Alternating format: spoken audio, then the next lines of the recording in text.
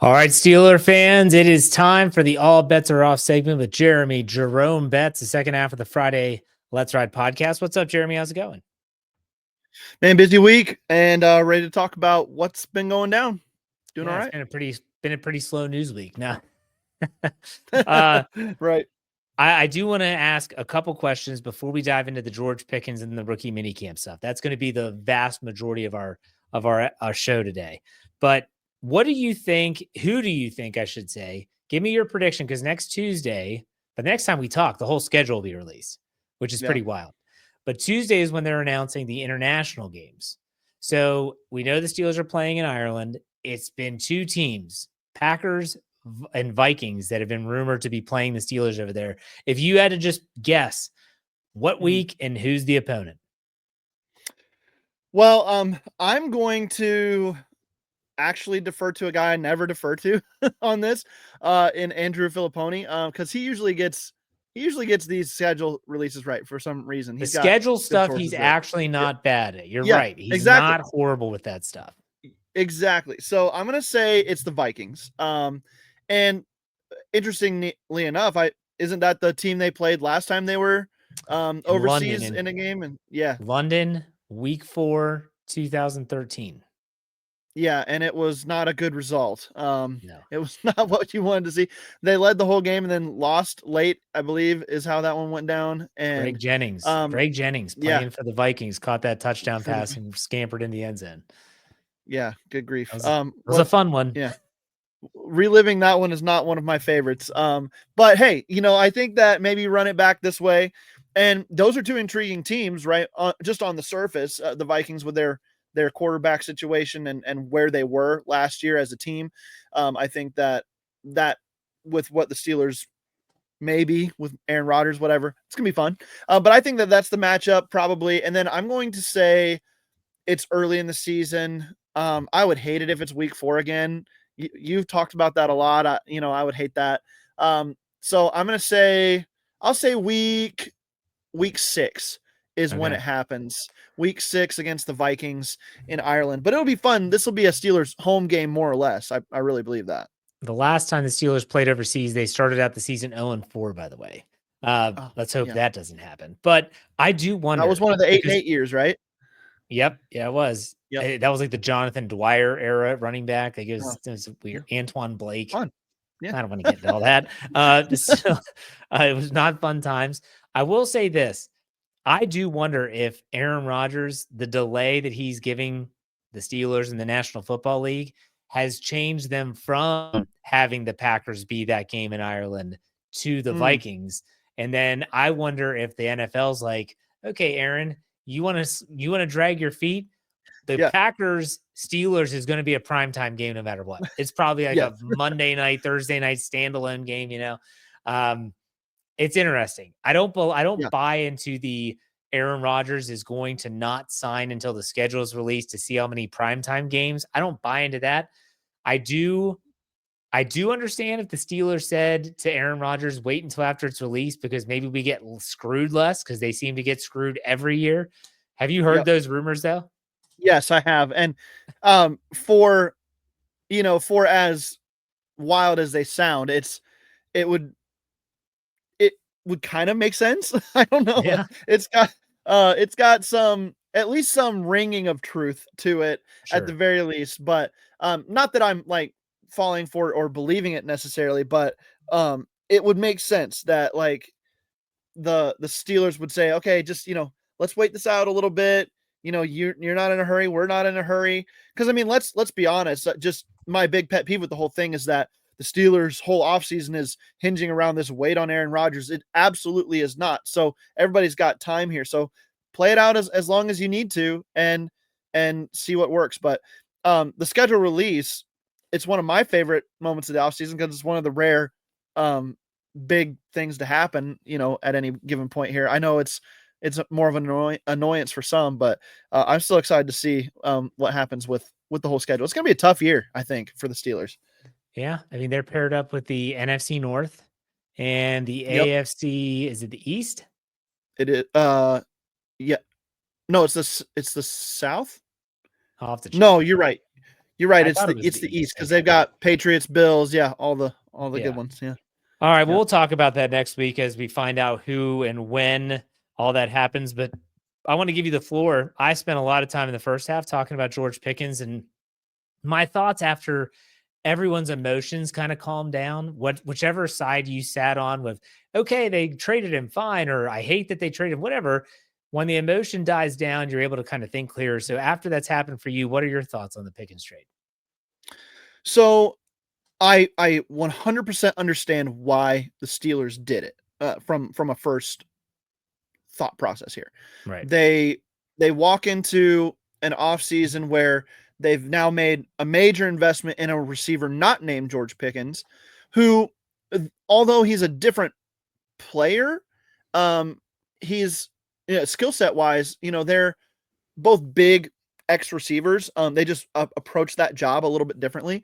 So what you're probably looking for beyond this year was not George Pickens and riding with DK Metcalf and whatever other guy you could bring in, whether that's free agency, trade, or a draft pick, which they didn't end up doing this year, but they might do next year.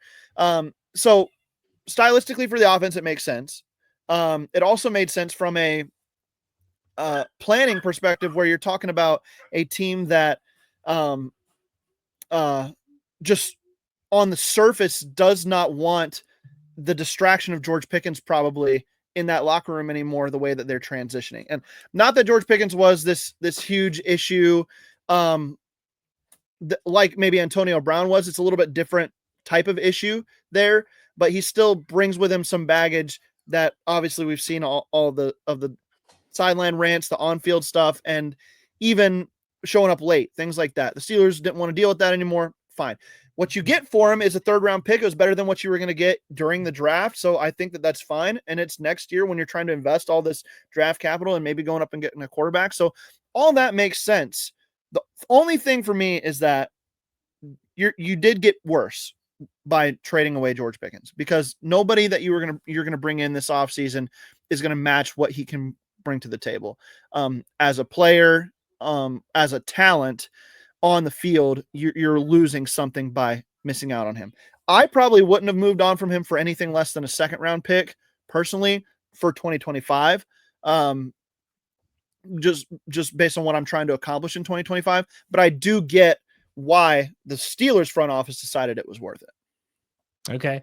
So we both see the Steelers potentially going out and getting a wide receiver between now and the start of the season, or at least training camp. They do have options at free agency. I wrote that article for SteelCurtainNetwork.com a couple of days ago.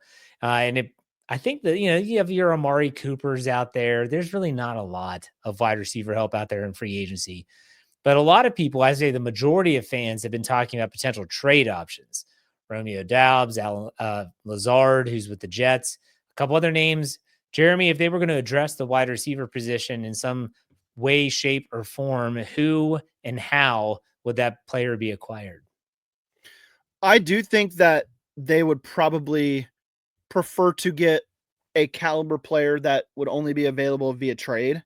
So a guy either young enough with upside still that it would make sense to send a pick for, or a guy who's established in that wide receiver 2 range already that you would want to bring in to complement DK Metcalf. So I think the preference would be to send a 5th round pick like to Green Bay. That's going to be the one that everybody's drawing, lines to, just because Green Bay has an excess of receiver talent now that they drafted to this year. And they already had kind of like the league's deepest wide receiver 2 group of all time, right? Everybody on their team is a wide receiver 2, and nobody's really a 1, nobody's really a 3, but everybody kind of falls into that 2 category. So I think I have a couple favorites there. I've got Dontavian Wicks, who is probably my favorite acquisition they could make this offseason. The only thing with Wicks is that his contract isn't up for another 2 years in Green Bay, whereas his teammate Romeo Doubs, who the most line tracing has been done towards, his contract is up after this year. So the Packers might be more willing to move on from him for whatever compensation they could get out of him. Yeah. And I think most would agree that Wicks has more upside than Dobbs does based on the type of player they are. So those are the guys I'm looking at. I mentioned on Twitter that to look at the Texans, maybe one of their second tier players becomes a kind of a casualty of the fact that they have just so many guys there after drafting 2 receivers this year again. And there's some other ways you could go with it, but if you're not going to go that route, then free agency makes sense for like a 1-year rental. Keenan Allen or Amari Cooper, those guys make sense as guys who can give you for 1 season, maybe enough to hold over the wide receiver 2 position while you go out and see what you have in Roman Wilson, and while you probably get a draft pick at the position next year. Yeah, I'm fine either way. I would be okay if they didn't trade, because again, if you're trading for a player who's in the last year of his rookie deal, it's kind of, he might not be the headache of George Pickens, but contractually it's the same thing. But they do have the capital next year. If they wanted to give some up, that's fine. All right, let's move on to rookie minicamp now. There's not a lot that we as fans get. You'll get reports from the media and some video of individual drills. If you could pick, let's say 2 to 3 players that you're really glued in to try and say, I want to hear something about these guys. I don't care if they're a drafted player, undrafted, or a rookie minicamp invite. Who are some, give me 2 or 3 players that you want to watch and you're glued in on this weekend? Well, I mean, if you follow me at all through the process, it's Caleb Johnson. That's my guy that I want to see from start to finish here, how he does in black and gold, what type of role they envision for him with Jaylen Warren. I think that's a bigger talking point than maybe we've given attention to at this point, is like, what is the vision for this backfield with a guy that you think in Caleb Johnson, and they said it over and over when talking about him, he's got a workhorse ability. What does that mean for Jaylen Warren, who you didn't extend, you just brought him back on his tender. So he's got 1 more year left on his deal and he's a free agent next year again. So what is the vision for those 2 guys? What is the vision for Caleb Johnson? That's the most intriguing thing for me. I'll be watching every clip I can get of Caleb Johnson is one that I will be following. I think the kind of the off the radar guy that I'm really going to be intrigued by, not one of the top 3 or 4 picks for the Steelers, is Dante Kent, because they have had such a hole at the nickel spot on the defense. What does he bring to the table? Is that what they're going to be expecting him to do? Because he played a lot outside in college for his smaller school. But in the end that he becomes a good NFL cornerback, it's going to probably be on the inside, where he showed the most flashes of better play as a collegiate athlete. So those are the 2 guys I'd say that I've got my eyes on the most. I think we won't know with Derek Harmon and Jack Sawyer until the pads come on what we have with those guys, because those are more physical players. So I'm waiting for training camp for any analysis on those guys, but the 2 guys I mentioned are probably who I'm most excited about hearing little tidbits from over the next couple of days. Well, I'll tell you what, I'm excited for some undrafted rookie free agents. I'm curious about Rock Taylor. That's a wide receiver. Yeah. He's out of Memphis. Hey, maybe this is a guy that shows enough that they're like, but maybe this guy could do it. What we need in 2025. I don't think so. Not at this stage, but still, you never know. But also DJ Thomas Jones got the most lucrative contract, undrafted rookie contract outside of a quarterback in Steelers history. They paid that guy that much money because they wanted him that bad. Now, why didn't they just draft him? Who the hell knows? But still, what is that guy going to look like? What is he, a fullback / tight end? Kyle Juszczyk visited the Steelers when he was still hemming and hawing around with his contract. The Steelers clearly are looking for that type of player. Is he that type of player? I don't know. What do you know about those 2 guys? Yeah. So Rock Taylor's intriguing from a stylistic approach and like body size. He's like 6'1", 6'2", and right around 200 pounds. So he's kind of got that Z build, if you will, Z receiver build or big slot build. And he can do a little bit of everything. Very sure-handed from what I've seen out of him. So he's got some intrigue, and he was a name that was higher on boards going into the college football season this last year, and then it just never really developed with him. like maybe people thought he could have developed over the course of the year. So he ends up an undrafted free agent. And then when you talk about what remind me his last name, Thomas Day, Jones. is that Thomas Jones? Thomas Jones. That's right. When you talk about what he can do, he's kind of like to me, if you're going to replace somebody in your offense with him, it would be Connor Hayward and what he kind of brings to the table. So catch passes out of the backfield, a little bit of a do-it-all type player, maybe a little bit better blocker though than Connor Hayward. So maybe there is a role for that guy on this team. It sounds like that you invest in him enough to where you want to see what happens.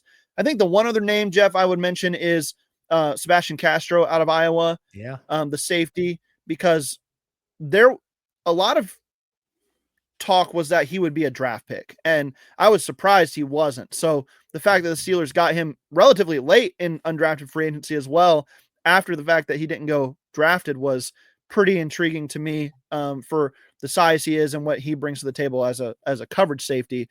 I'd like to see what he can bring to the table. All right. Love it, man. Well, I want to give you an opportunity to plug what you're doing on the written side. I know you had NFL power rankings come out yesterday, as well as on the podcast. I go ahead and do that now. Yeah, so those power rankings are live. Check them out. I wrote it before the George Pickens news came out, so temper Steelers expectations accordingly. They're not like top 5 or anything like that in my power rankings, but go see where I've got them.